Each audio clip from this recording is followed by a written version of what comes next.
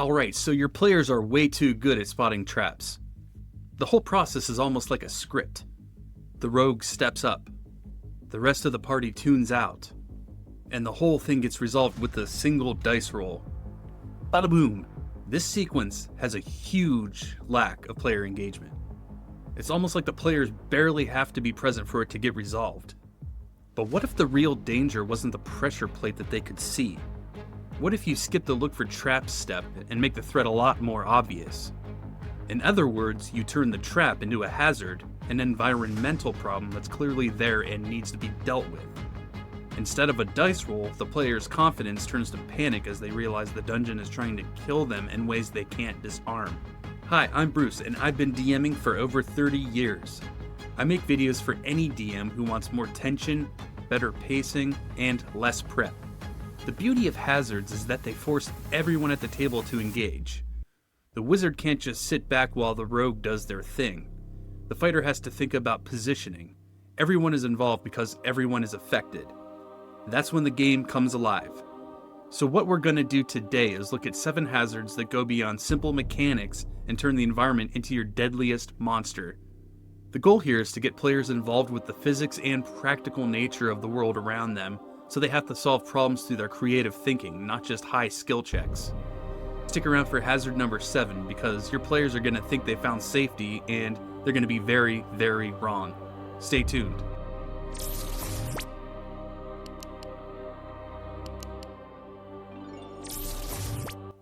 Alright, let's start with hazard 1, magical residue and lingering auras. Imagine the vicinity around the lair of an ancient white dragon. This isn't a trap, it's a hazard. Instead of a hidden trigger, you create an obvious area of intense cold, much colder than glacial doom, which requires a constitution save or risk losing 10 feet of movement. Describe how the air shimmers and their breath jets out in thick clouds. Ice crystals form on their armor. The stones beneath their feet are slick with frost that never melts. Mechanically, anyone starting their turn here makes a DC 13 Constitution saving throw. On a failure, they take 1d6 cold damage and their speed is halved as frost encases their joints. The challenge is, what are they going to do about it? Unlike a trap, this is a puzzle they have to navigate. Movement slows to a crawl as cold damage takes over when saves are failed. It's a dynamic problem, and it makes navigation and exploration matter. Maybe they need to generate heat, like using torches or fire spells. Perhaps there's a magical focus maintaining the aura they need to destroy.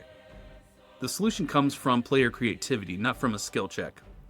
Okay, that's one in the bank. Let's move on. Hazard number 2, volatile ground. Now it's time to make the floor unreliable. This is perfect for volcanic layers or crumbling ruins. Picture a cavern floor covered in cracks glowing with a faint red light. The heat is oppressive and you hear occasional rumbles from below. You roll initiative for the environment. On a certain roll at the end of each round, a lava geyser erupts from a random fissure. Any creature in a 5 by 15 foot line makes a dexterity saving throw or takes 2d6 fire damage. This turns a stand and fight encounter into a frantic dance for survival.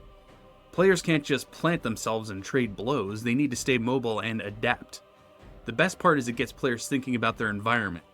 Can they use the geysers against their enemies? Can they plug or redirect them? Maybe stone shape or toppling a pillar could change the battlefield. The environment becomes a participant.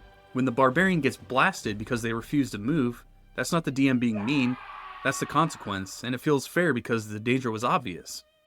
The natural world can be just as deadly as any curse. Number 3 is living in predatory flora. Here, the plants are the danger, not just something that the monsters hide in.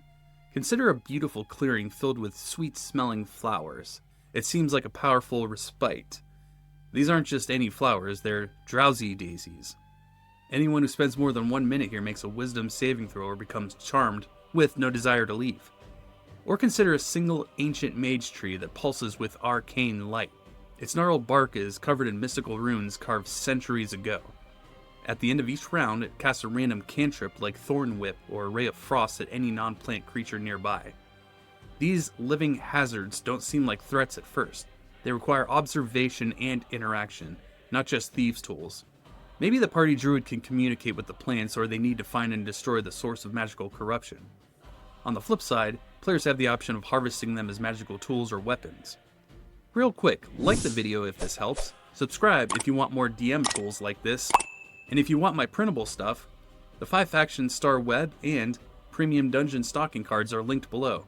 Back to it. Alright, so let's talk about hazardous waterways. Water features are often just set dressing, but they can be so much more. A simple underground river becomes a major obstacle when you add a strong current. Anyone entering it makes a DC 15 strength check or gets swept 20 feet downstream. Now imagine a combat encounter on the banks of this river. Suddenly the terrain matters immensely. Shoving an enemy into the water becomes a powerful tactical option, and the fighter's shield master feat becomes incredibly valuable. To dial it up, let's get back to that white dragon's lair. The water isn't just rushing, it's supernaturally cold, near freezing but still liquid due to some property of the dragon's magic. Falling in requires a dexterity save to avoid being partially encased in ice and becoming restrained. Each round in the water requires a constitution save or you start suffering exhaustion. This transforms a simple water feature into a life or death struggle. The key here is hinting at the danger ahead of time. Let them see the violent rapids, let them feel the unnatural cold radiating from the water. When someone falls in anyway, the consequences feel earned. Sometimes the most terrifying threat is the one you can't see. Our 5th danger is toxic atmosphere. This isn't a room that fills with gas from a nozzle and a sudden trap. This is an area where the air is the enemy. This could be a fungal cavern with spores, the puffballs releasing clouds of dander every footstep.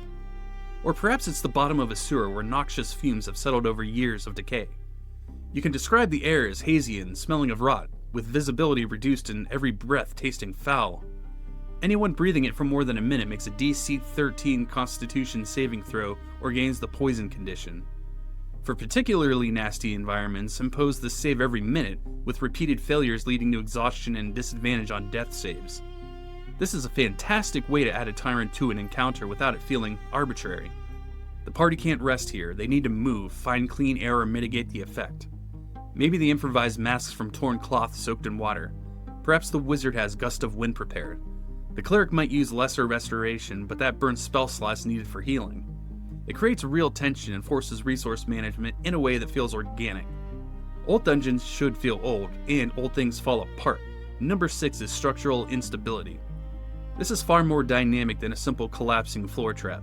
Imagine your party is in a crumbling cavern where a loud noise, a clap of thunder from a spell, could trigger a cave-in.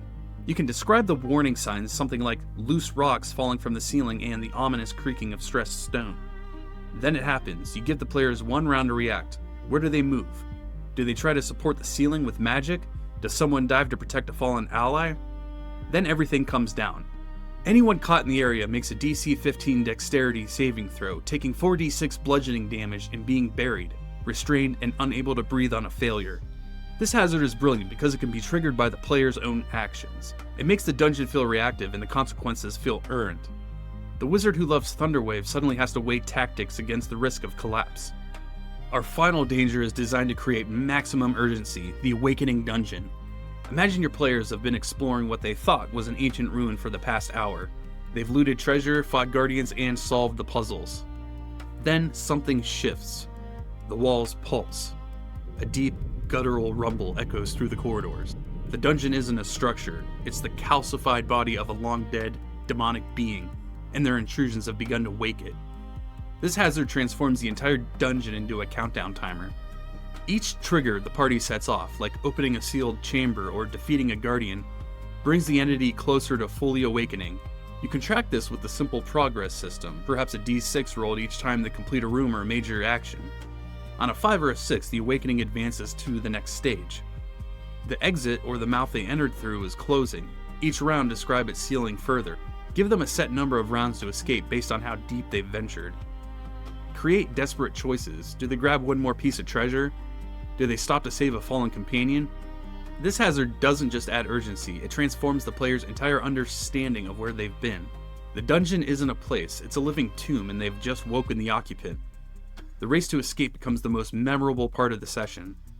So the next time you're designing a dungeon, think about the pressure plate. Make the environment itself an unpredictable character. These 7 ideas are just a starting point.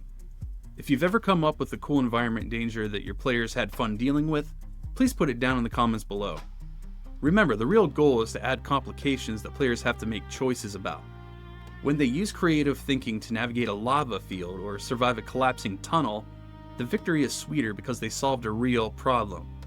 It transforms the dungeon into a living, breathing adversary. Alright, so Hazard's fixed the whole gotcha trap corridor problem, but the next question is what to do with the rooms around them. Click empty dungeon rooms don't have to be boring right here, because that's how you make the entire dungeon tense, not just the dangerous hallway.